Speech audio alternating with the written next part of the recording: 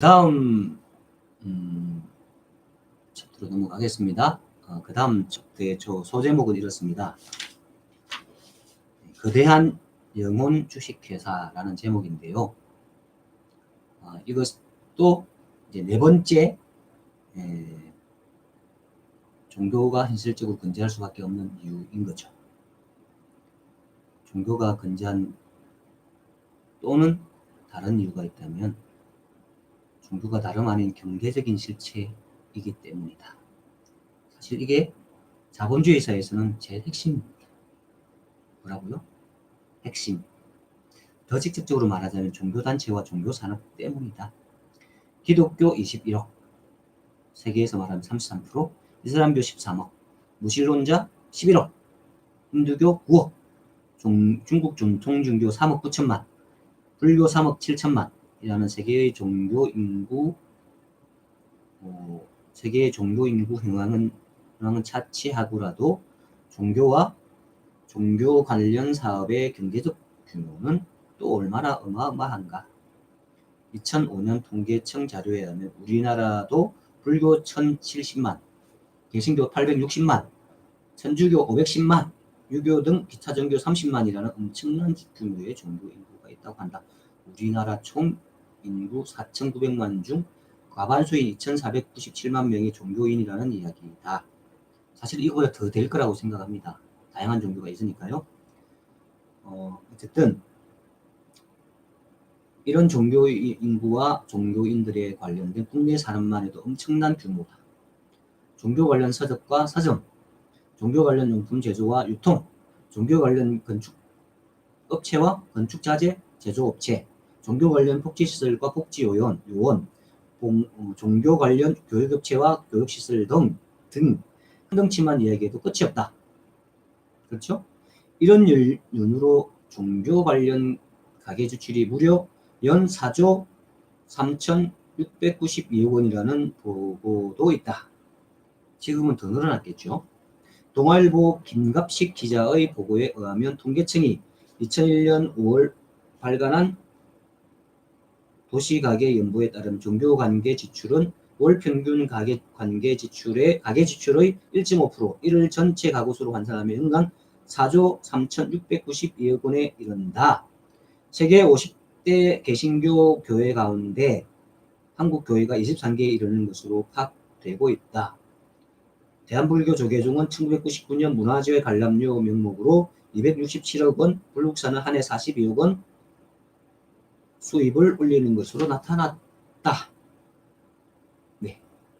또 김갑식 기자의 기사에 따르면 한신대 강인철 교수가 최근 발간한 개간 학술지 보모에 실린 논문에 종교와 자본주의라는 제목으로 얘기한 내용 중에서 종교의 자본주의에 대한 이데올로기적 동조와 종교의 자본주의적 변형이 심각하다고 주장했다. 그런 논문에서 자본주의 하에서는 국가 강제력에 의해 징수된 중세의 종교체 등이 없어져 종교와 경제가 분리되는 것 같지만 이는 관계 방식의 변화라며 자본주의적 변형을 거친 종교의 상품화와 산업화가 심각하다고 꼬집었다. 이 논문에 따르면 종교의 상품화는 이른바 종교적 구원제가 자본주의의 다른 상품처럼 돈으로 교환할 가능성이 점점 높아지고 있는 데 있다. 종교적으로 구원제, 그러니까 어쨌든 뭐 종교를 통해서 기독교로 말하면 구원을 얻는다든지, 불교로 하면 해탈 또는 뭐 마음의 안정, 뭐 이런 어떤 종교적인 어떤 것으로 인해서 오는 그런 혜택, 그런 보상, 이런 것들이 자본주의에서는 다른 상품처럼 돈으로 교환할 가능성이 많다는 거죠. 종교적 구원제는 질병의 치유와 육체적 건강, 출산과 정신적 안정, 지역과 승진, 진학과 사업의 번창 등 기복적인 것에서부터 내세의 행복과 초능력 획득 등 우주적이면서 내세적인 것을 포함 모두 하는 것이다.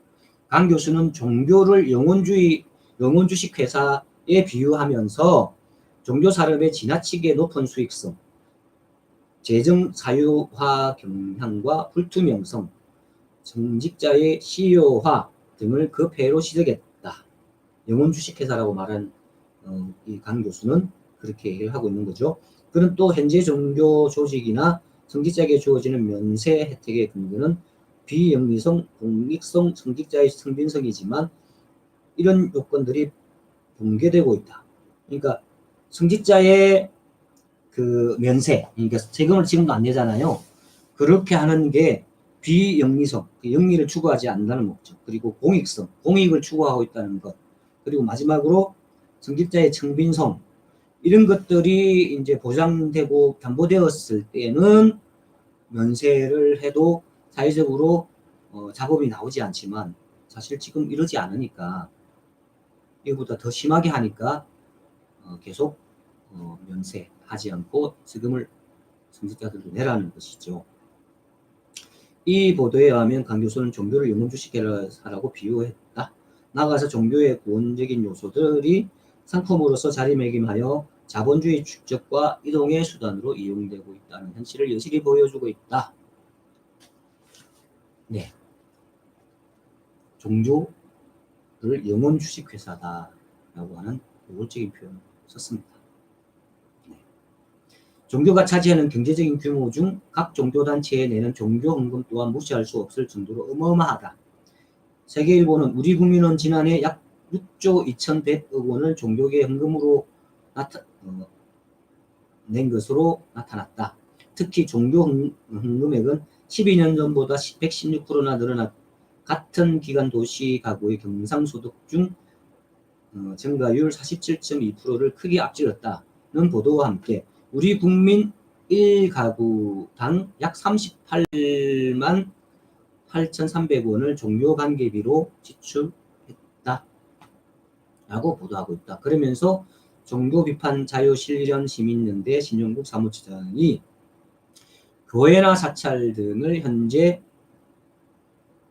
어떠한 회계 공개 의무도 없이 전체적인 자금 규모를 파악하는 것은 불가능한 상황이며 실제 종교계가 거둬들이는 헌금 규모는 통계청 자료보다 훨씬 더 많을 것이다 라고 한 말을 이용하고 있다. 종교는 분명 우리 사회에 있어서 아주 중요한 경제적 실체임을 인정할 수밖에 없는 통계들이다. 네. 종교적 실체는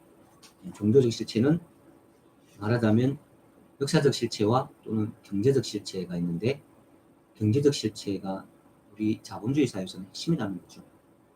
이 종교가 건재하는 이 자본주의 사회에서 제일 핵심적인 이유는 자본을 가지고 있기 때문에 건재합니다.